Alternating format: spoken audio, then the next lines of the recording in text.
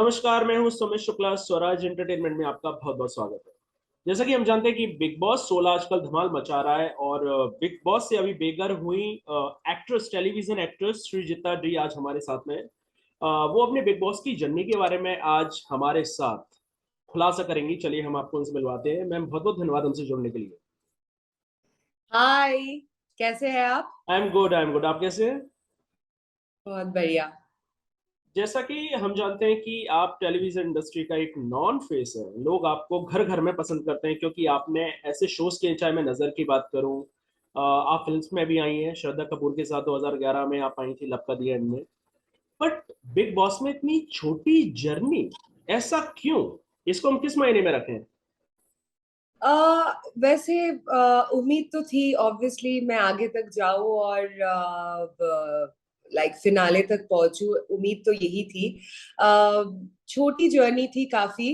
पर I think the reason what could be कि शायद मैं और थोड़ा सा अग्रेसिव प्ले कर सकती थी। शायद मैं ज्यादा मैच्योरिटी के साथ प्ले कर रही थी। मुझे हमेशा ये लगता नहीं था कि अगर कोई मुद्दे को मुद्दा बनाना जरूरी नहीं है। If you can just let it go smartly with maturity sensibility, तो लेट इट जस्ट गो। क्योंकि इतने लोग हैं, हर लोग कॉन्स्टेंटली झगड़ रहे हैं, कुछ ना कुछ चल रहा है। जब तक मुझे लगा कि this can be sorted with normal talks, तो मैंने आवाज नहीं उठाया। कुछ कुछ टाइम ऐसा था कि जहां पे मुझे आवाज उठाना पड़ा, but otherwise I was not getting into everything and anything.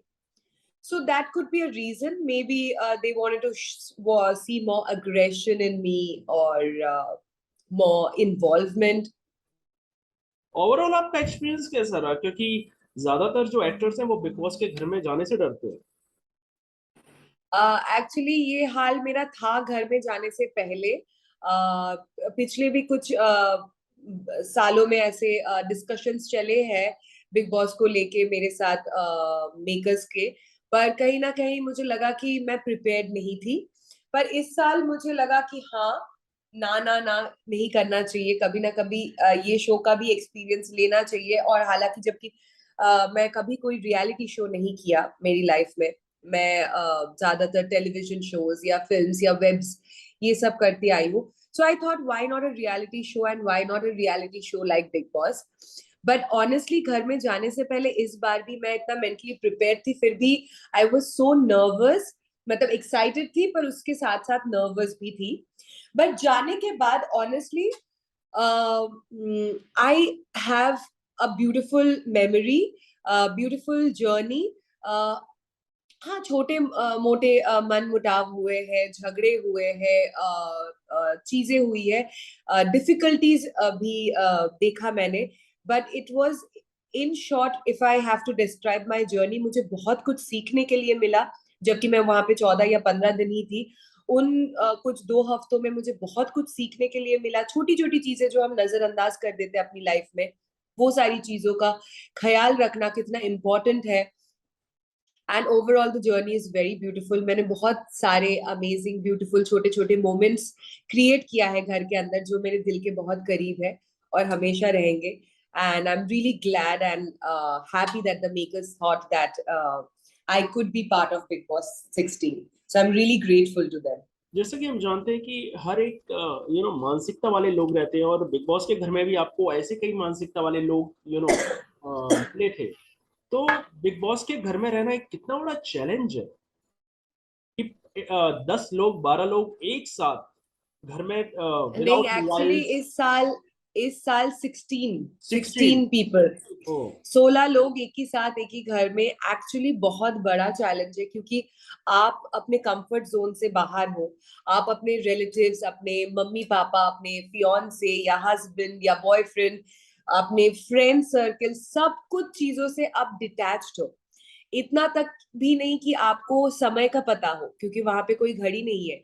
आपको पुराने जमाने की तरह सन का पोजीशनिंग, सन भी प्रॉपरली दिखता नहीं था क्योंकि कंप्लीटली शेड था।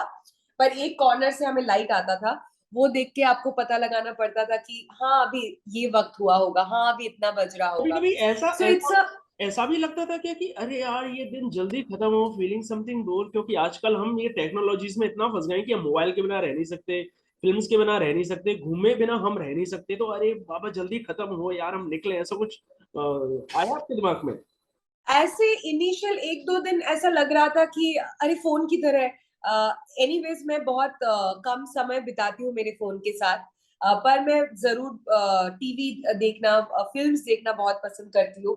तो ये मैं काफी मिस कर रही थी कि फिल्म्स देखना, नेटफ्लिक्स में क्या नया सीरीज आ रहा है, क्या नया शोज चल रहा है, बिंज वॉचिंग करना, ये सब मिस कर रही थी इनिशियल एक दो दिन। पर तीसरे दिन से या चौथे दिन से ऐसा लग रहा था वो साइकिल कॉन्स्टेंटली, कि दिन बस शुरू होता था और फटाक से रात, फिर दिन शुरू फिर रात, और उस बीच में इतना कुछ हो जाता था, छोटी छोटी कहानियां घर में। तो it is actually for me honestly I would say कि बहुत कम समय था जहां पे मैं बोर हुई, और ज्यादातर समय इतना ज्यादा एंटरटेनिंग या कुछ ना कुछ हो रहा है, कुछ ना कुछ चल रहा है, किसी और का झगड़ा चल रहा है, किसी और का खाने लेके कुछ मुद्दा चल रहा है। तो इट्स एब्सोल्युटली एक्साइटिंग कभी कभी एंड कभी कभी इट्स ऐसा भी होता था कि अरे तूने मेरी इतनी चपातीस खा ली, अरे तूने मेरी दाल खत्म कर दी, क्या ऐसा ऐसा भी हो रहा था क्या घर में? बहुत बार, बहुत बार। तो वही मैं बोल रही हूँ कि छोटी छोटी चीजें जो आपको सीखने के लिए मिलता है, लाइक रैशनिंग, फिर कंट्रोलिंग, कि अगर आप इतना अमाउंट में खाना बना रहे हैं तो किसको कितना डिवाइड करके देना चाहिए, किसके हिस्से में कितना होना चाहिए। क्योंकि बहुत बार इनिशियल दिनों में ऐसा हो रहा था कि लास्ट के जो तीन चार लोग खाना खाने वाले होते थे उनके लिए चपाती खत्म हो गई, या दाल नहीं है, या खाना ही नहीं मिला, और फिर एप्पल खा के सोना पड़ा। तो जो अपना लग्जरी लाइफ होता है ना, नॉट एग्जैक्टली लग्जरी लाइफ, जब हम घर में होते हैं कि हाँ चलो, मुझे पता है खाना मेरे लिए बना हुआ है, मैं खा लूंगी जब भी मन करेगा, ठीक है चलो थोड़ा खाना वेस्ट कर दिया आज, कि इससे ज्यादा मेरे पेट में नहीं जगह है तो मैं खाना वेस्ट कर दिया। ये जो चीजें हम आई जिंदगी में करते रहते हैं, वो सारी चीजों की इम्पोर्टेंस कितना ज्यादा होता है, वो उस घर में रहने से आपको पता चलेगा। क्योंकि you have to fight for small small things, रोटी के लिए या दाल के लिए, या मुझे एटलीस्ट इतना दे दे, हाँ चलो इतने में मेरा पेट भर जाएगा, इससे ज्यादा जरूरत नहीं है मुझे कंज्यूम करने की। बाकी और दो रोटी और कोई और इंसान खा सकता है, मैं क्यों चार खा के ज्यादा खाऊं और किसी को ना मिले। सो ये सारी छोटी छोटी चीजें का नॉलेज होता है आपको, अंडरस्टैंडिंग होती है, एंड या इट्स इन शॉर्ट आई से इट्स वेरी एक्साइटिंग। आपकी बॉन्डिंग किस मतलब चीज से थी? कहीं ना कहीं आपको ना उस जगह की आदत हो जाती है। जब आप मैं निकली थी, जी। मैं कुछ दो तीन दिनों तक मैं एसोसिएट नहीं कर पा रही थी ये बाहर की दुनिया के साथ।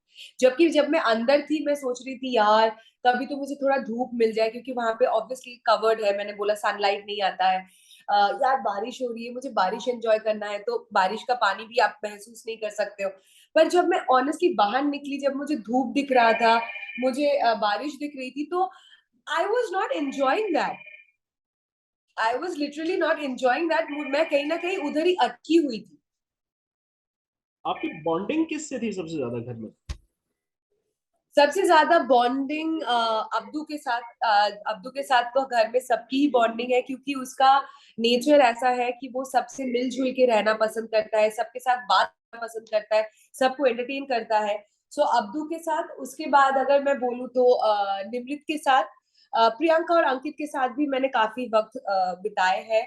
उनके साथ काफी बातचीत होती थी। प्रियंका से भी मेरी काफी इंटरेक्शन हुआ है। तो या प्रियंका, अंकित, निमृत, अब्दू। और खराब बॉन्डिंग की बात करूं तो मैं मान्या सिंह का नाम ऐड करूं इसमें?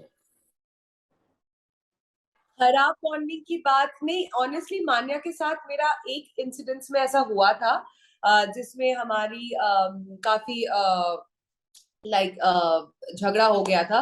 पर उसके बाद दो तीन दिन बाद मैंने ऑटोमेटिकली देखा कि मान्या भी मुझसे आके बात करी और मैं भी उनसे बात करना शुरू कर चुकी थी। और वो काफी धीरे धीरे मेरे लिए बहुत केयरिंग हो गई थी। कि श्री तूने खाना खाया यार, तू सबके लिए खाना बनाए जा रही है, खुद भी खा ले, and these kind of like small small things जो इम्पोर्टेंट है। अगर आप एक घर में सबके साथ रह रहे हो तो कोई आपका थोड़ा सा तो ख्याल रखे।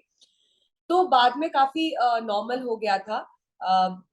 हाँ उनके नेचर में वो है कि उनको लगता है कि उन्होंने कुछ ऐसा कुछ अचीव किया है जो और कोई कर नहीं सकता है, या